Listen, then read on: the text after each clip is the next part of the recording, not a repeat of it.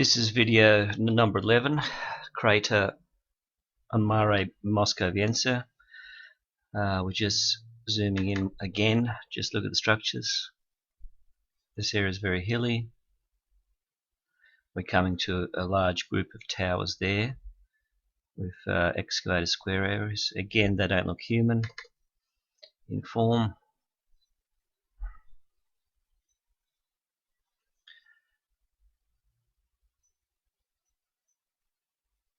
This shows you a large collection here of craters. Again, we've got horizontal rods and vertical rod towers sticking up, and these get smaller further down. We see areas of excavation around there. It's like courtyards around the structures there and there as well. You see the very finely flat areas around there. There's a very large population obviously down there. That's a very fine example of one tower, 90 meters high with shadow. So there's a smaller tower next to it that's less luminous, that can be seen in the shadows, and a very small one down the side. Actually, just zooming into this area here, you'll see the walled areas nearby these structures, and also you'll see these we'll just zoom back in. This fairly large rod building here on the side, very luminous. So again, it appears to be more luminous than normal sunlight. It could be radiating energy or captured from sunlight, so solar energy, because there's no clouds there, so you would have a constant supply of solar energy during the days. We've got towers there.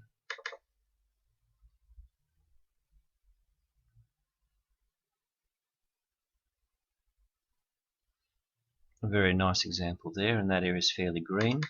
Seems to have a bit of vegetation.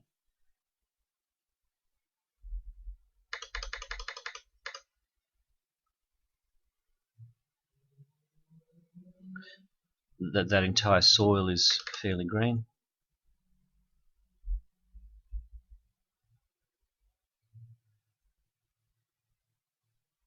One other example of a rod there.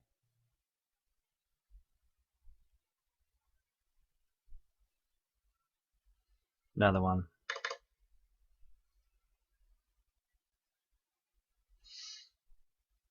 You got two in that crevice there, and we're just going to see next to it, that's a fairly large structure. Again, they're on the edge of a type of a crater, and they're very luminous. So one possible energy supply could be capturing solar radiation there during the days, which would be a constant supply without any clouds or problems with sunlight. Here we go there again. This area shows the peculiar type of, actually that area shows some little excavations around it. Around the tower there's a zigzag bright white structure always in most of these excavations near the towers. I'm not sure what it represents. Here we go, we've got some towers there and excavations. Again, that's that bright luminous area around it, around the base.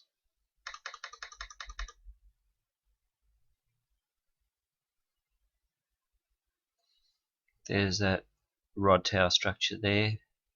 Now this is unusual because it's actually in the crevices. They come out 1, 2, 3, and then there's the shadow of the mound on the corner. That was fairly unusual.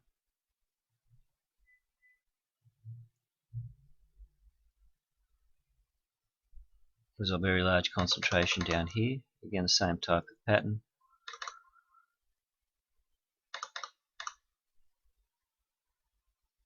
This is interesting. We have a whole pattern of towers on the edge. of a crater. This was again seen similar to the Tycho crater system, where they're all around the edge of a crater. I'm not sure why. It could be just nice views. We prefer to have our buildings with nice views, so maybe they're built on a crater edge for nicer views. Here we've got towers sticking out there as well, internal and around the edges.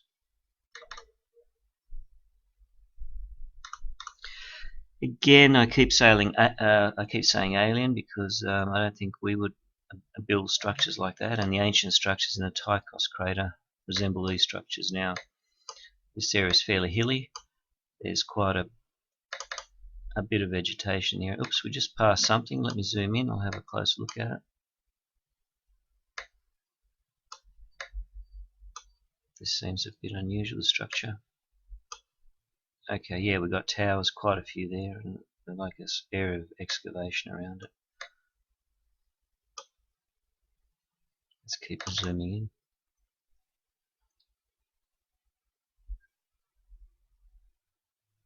This is a very good example of a lot of towers at the edge and the whole congregation here, very luminous. The rumour is fusion of helium-3 is used as an energy source there as well, which is abundant on the moon. Here we go, there's quite a few towers there. Would the populations still be living in these towers and buildings? We don't know. There seems to be a higher concentration of UFOs in Mexico and New Mexico. This was Roswell in '47 and also the UFO sighting 2004, where hundreds were seen flying over. Could this be their base, and could they be in large underground cavities in that area? We do see sinkholes happening there as well, where many buildings can be swallowed up after rain periods in Guatemala and Central America. Here's a very good example as well. Could these be the secret underground facilities that they talk about? We've got these towers here in excavations.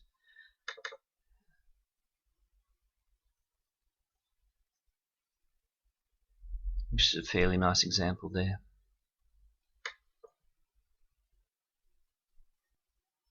This is a fairly good example. We've got the vertical rod towers coming out, horizontal ones around the edges, and that area is fairly concentrated.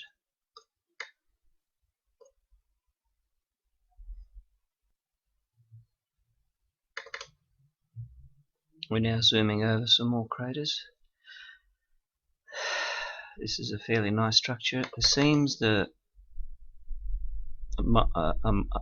larger mound has towers on the edges. Not sure if the whole construction is due to rod particles or they just seem to be. Here we go, this is a lot clearer one here. This is a very nice example.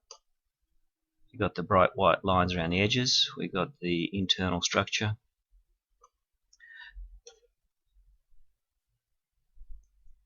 and a greenery around the area.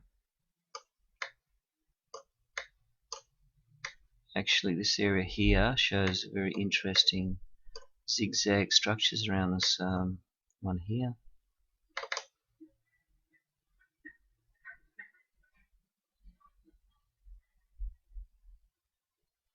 We've got some more.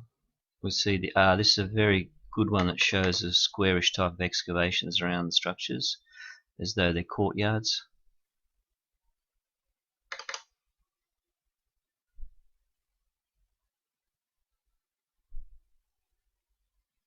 We've got a nice cross shape here and a few side ones coming out. Here we've got a nice example as well around the edge.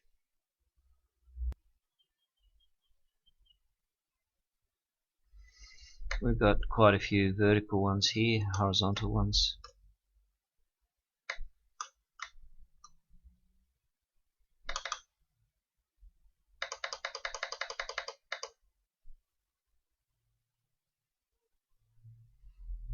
Okay, we've got again these ones here, the towers coming through.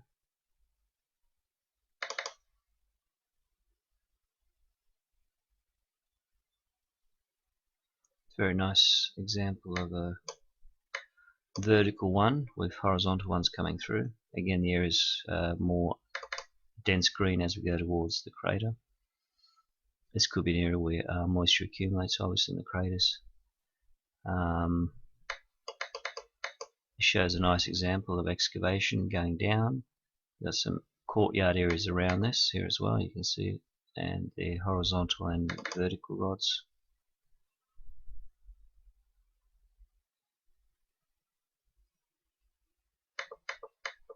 That's a very nice one there.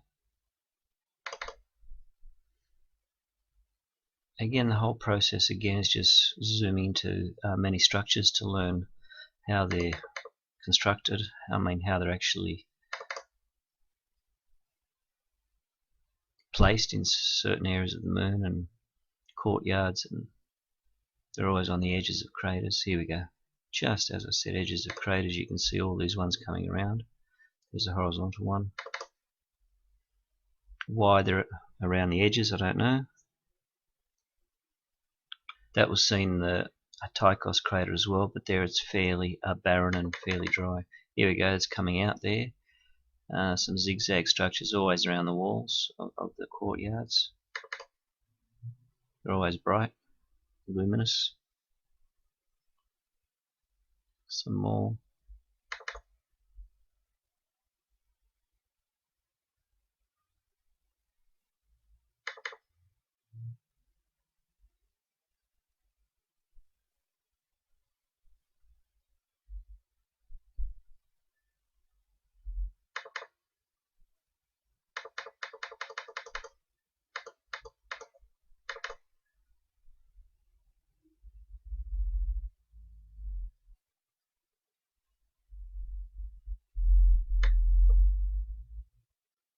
This area is less clear. These areas are less clear.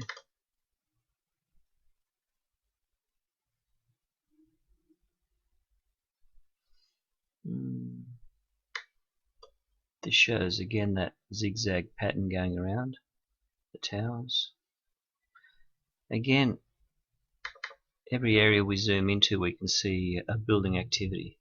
So this would have been too much activity for a human base to have constructed in the last 30 years. It shows no evidence of roads or interconnecting structures, so obviously it's more. There we go, there's quite a few there. It's obviously alien made, and yet their activity has not been strong on the Earth, and unless these structures are empty and the actual aliens are not there anymore. Here's a very nice example too, very dense and lush green.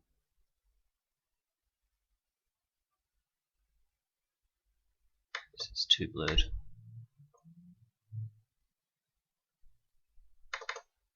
We haven't crossed one area that it isn't